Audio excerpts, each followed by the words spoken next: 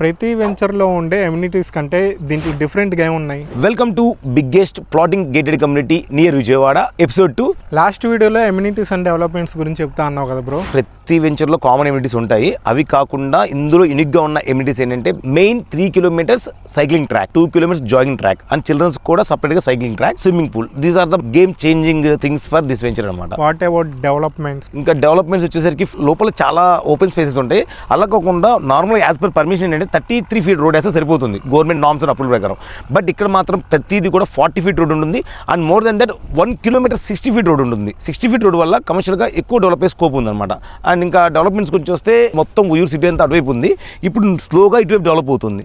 అందులోనే MRO office ఇటువైపు వచ్చేసింది, పోలీస్ స్టేషన్ ఇటువైపు వచ్చేసింది అండ్ కోర్టు కూడా ఇక్కడే ప్లాన్ చేస్తున్నారు. సో అలాగా ఆల్రెడీ ఇటువైపు శివశాంతి స్కూల్ ఉంటుంది.